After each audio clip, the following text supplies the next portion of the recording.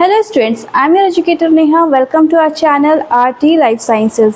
तो बच्चों, last lecture में हमने फॉस्फोलिपिड, ग्लाइकोलिपिड और स्टेरॉल्स को कंप्लीट किया था। स्टेरॉल्स पे हम कोलेस्ट्रॉल को पढ़ रहे थे और हमने ये देखा था कि कोलेस्ट्रॉल जो होता है वो मेनली एनिमल्स में पाया जाता है। और कोलेस्ट्रॉल का जो यूज़ होता है वो क्या होता है, मेम्ब्रेन की रिजिडिटी को मेंटेन करना, या कह सकते हैं कि जो लिपिड की फ्लूइडिटी है उसको रेगुलेट करना होता है। ठीक है, तो कोलेस्ट्रॉल का यूज़ जो एक्चुअल यूज़ है वो हम लिपिड ड्राफ्ट में पढ़ेंगे तो हम उसका यूज़ समझ पाएंगे। ठीक है, तो शुरू करते हैं आज का लेक्चर। लिपिड ड्राफ्ट क्या होते हैं? Lipid raft specialized micro domain होते हैं सेल मेम्ब्रेन के अंदर, जो कि इनरिच होते हैं कोलेस्ट्रॉल और स्फिंगोलिपिड से। ठीक है, माइक्रो डोमेन मतलब एक स्पेशलाइज्ड एरिया होता है। सेल मेम्ब्रेन जो है उसमें स्पेशलाइज्ड एरिया होता है, छोटे छोटे से पैचेस के फॉर्म में एरिया होते हैं जिसमें कि कोलेस्ट्रॉल और स्फिंगोलिपिड्स प्रेजेंट होते हैं, और इसके अलावा प्रोटीन्स और डिफरेंट टाइप के प्रोटीन्स भी उसमें प्रेजेंट होते हैं। ठीक है, लिपिड ड्राफ्ट में जो कोलेस्ट्रॉल होता है वो क्या करता है, वो दो स्फिंगोलिपिड के जो हेड है उनके बीच में जो गैप प्रेजेंट होता है उसको फिल करने का काम करता है। जैसे कि एक ये स्फिंगोलिपिड है और एक ये स्फिंगोलिपिड है, इसके बीच में ये देखिए ये कोलेस्ट्रॉल है, जो इसके बीच का गैप जो है वो क्या कर रहा है, फिल कर रहा है। जिससे क्या हो रहा है कि जो अगर ये कोलेस्ट्रॉल यहाँ ना होता तो यहाँ पे गैप प्रेजेंट होता, और गैप प्रेजेंट होने की वजह से यहाँ की फ्लूइडिटी इंक्रीज हो जाती। लेकिन कोलेस्ट्रॉल क्या कर रहा है, इसको टाइट जंक्शन बना रहा है। ठीक है, जो लिपिड्स के बीच में एक टाइट जंक्शंस को क्या करता है, बनाता है। ये लिपिड को लिपिड की फ्लूइडिटी में एक ब्रेकर का काम करता है, यानी कि एक स्पीड ब्रेकर का काम करता है। ठीक है, लिपिड ड्राफ्ट का कंपोजिशन अगर हम देखें तो लिपिड ड्राफ्ट में कोलेस्ट्रॉल प्रेजेंट होता है, स्फिंगोलिपिड प्रेजेंट होते हैं।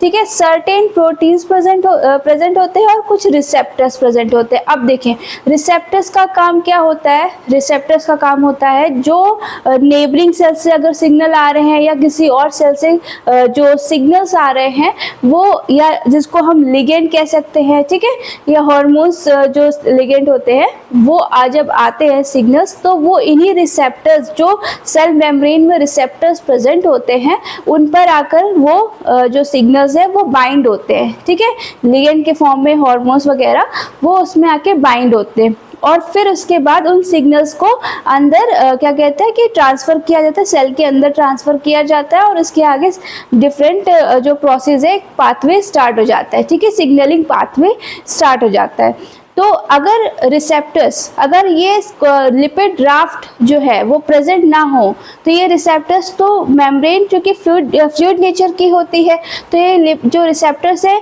ये क्या हो कि मेम्ब्रेन में इधर इधर इधर उधर इधर उधर जो है कहीं भी जा सकते हैं। लेकिन अगर ऐसे जाते रहे तो सिग्नल नहीं आ पाएंगे।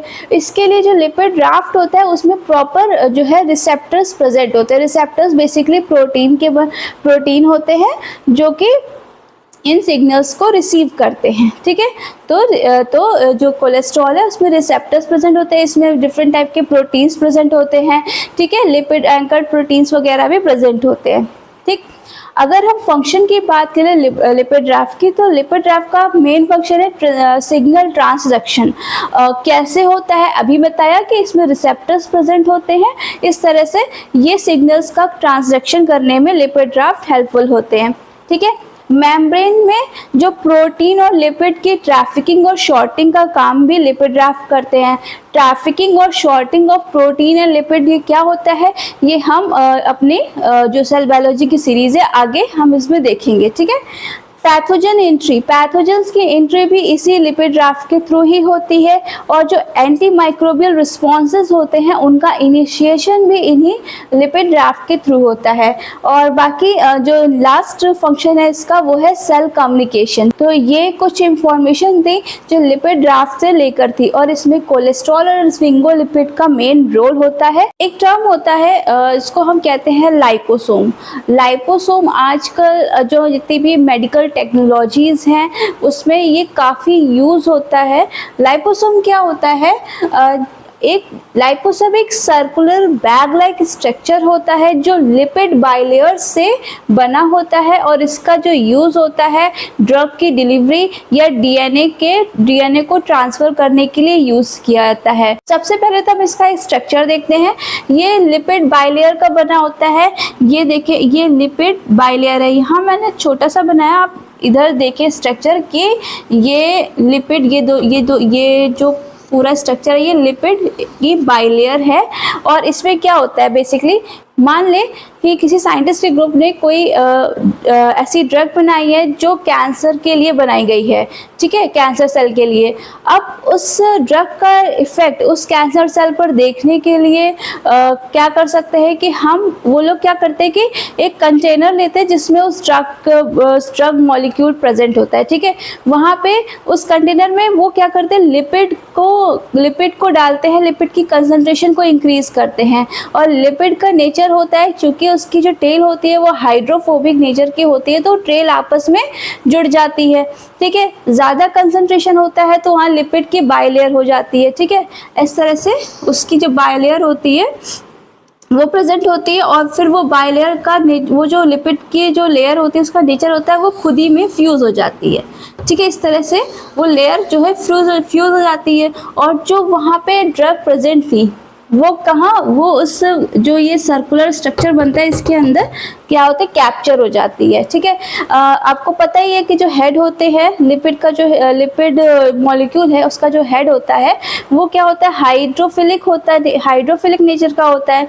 टेल हाइड्रोफोबिक नेचर की होती है, ठीक है। तो ये इस तरह से एक स्ट्रक्चर बन जाता है, सर्कुलर बैग लाइक स्ट्रक्चर बन जाता है जिसके अंदर जो ड्रग है या कोई भी आरएनए है, डीएनए है, कुछ भी हमें अगर ट्रांसफ़र करना है तो वो इसके अंदर क्या हो जाता है, कैप्चर हो जाता है। अब ये जो लिपिड है ये जब हम किसी एनिमल की बॉडी में जिसमें हम टेस्ट कर रहे हैं उसमें हम इसको डालते हैं लाइपोसोम को, तो वो उस सेल में, चाहे वो कैंसर सेल हो या जिस सेल के लिए भी हमने उस ड्रग को बनाया है, वो सेल में जाके क्या करती है, सेल मेम्ब्रेन में इजीली फ्यूज़ हो जाती है। कैसे? क्योंकि ये खुद लिपिड बाइलेयर का बना हुआ राइपोसोम है और हमारी जो सेल की जो प्लाज्मा मेम्ब्रेन है वो भी लिपिड बाइलेयर की बनी हुई है, तो ये इजीली से उसमें फ्यूज़ हो जाती है और जो हमारी जो ड्रग हमें डिलीवर करनी थी वो उस सेल के अंदर चली जाती है। इस तरह से इसका जो है काम होता है। आजकल जो नैनो टेक्नोलॉजी से जो नैनो ड्रग्स वगैरह की जो ड्रग डिलीवरी वगैरह होती है वो भी इसी तरीके से, इसी मेथड को, लाइपोसोम को ही यूज़ करके की जाती है, ठीक है। तो ये लाइपोसोम है। अब हम पढ़ते हैं आगे। जो मैंने लास्ट लेक्चर में आपको बताया था कि जो फॉस्फोलिपिड्स या जो डिफरेंट टाइप की लिपिड्स प्रेजेंट होती हैं हमारी प्लाज्मा मेम्ब्रेन में, उसकी सिमिट्री हमें देखनी है कि वो कौन सी एक्सोप्लाज्म साइड में है, कोई सी जो साइटोप्लाज्म साइड में, तो उसकी सिमिट्री हमें देखनी है। वो कैसे देखते हैं, तो अगर हम एसिमेट्रिकल डिस्ट्रीब्यूशन देखें प्लाज्मा मेम्ब्रेन का तो हम देखते हैं कि जो एसएम का मतलब स्फिंगोमाइलिन, ठीक है। स्फिंगोमाइलिन जो होती है, ये देखें, ये एक स्ट्रक्चर है, ग्राफ स्ट्रक्चर है, ग्राफिकल स्ट्रक्चर है जिसमें ये एक्सोप्लाज्म, ऊपर का जो ये पोर्शन है ये एक्सोप्लाज्म का है और नीचे वाला पोर्शन है ये साइटोप्लाज्म का है। तो हम इसमें देखते हैं जो स्फिंगोमाइलिन होती है वो मोस्टली उसका जो पोर्शन है वो एक्सोप्लाज्म की तरफ है, ठीक है। तो ये एसिमेट्री शो करती है क्योंकि ये इसका मोस्टली पोर्शन जो होता है वो एक्सोप्लाज्म की तरफ है। और उसके बाद फॉस्फोटाइडल कोलिन की बात करें तो वो भी हमें एक्सोप्लाज्म की तरफ ही दिख रही है, ठीक है। तो ये भी एसिमेट्री शो कर रही है। फॉस्फोटाइडल सेरीन ये हमें साइटोप्लाज्म की तरफ ज़्यादा दिख रही है, इसलिए ये भी एसिमेट्री शो कर रही है क्योंकि ये एक साइड में ज़्यादा है। सेम जो फॉस्फोटाइडल आइनोसिटोल है, हालांकि ये मेम्ब्रेन के बीच में ही लगभग रहता है लेकिन फिर भी इसका अगर हम कंटेंट देखें तो साइटोप्लाज्म की तरफ ज़्यादा होता है एज़ कम्पेयर टू एक्सोप्लाज्म, इसलिए ये भी एसिमेट्री ही शो करता है। लेकिन अगर हम कोलेस्ट्रॉल की बात करें तो कोलेस्ट्रॉल जो है वो जितना वो एक्सोप्लाज्म की तरफ है उतना ही साइटोप्लाज्म की तरफ है, यानी उसमें उसका जो डिस्ट्रीब्यूशन है 50-50% है दोनों की तरफ, इसलिए जो कोलेस्ट्रॉल है वो सिमेट्री को शो करता है। तो ये जो थी एसिमेट्रिकल डिस्ट्रीब्यूशन था कुछ जो फॉस्फोलिपिड का और कोलेस्ट्रॉल का, ठीक है। तो आज हम लेक्चर को इतना ही रखते हैं। अगर आपको अब तक के जो ये सेल बायो की सीरीज़ है इसमें कोई भी प्रॉब्लम हो, कोई डाउट हो, तो आप हमें कमेंट सेक्शन पर ज़रूर बताएं। वीडियो को लाइक करें, सब्सक्राइब करें, शेयर करें। Thank you.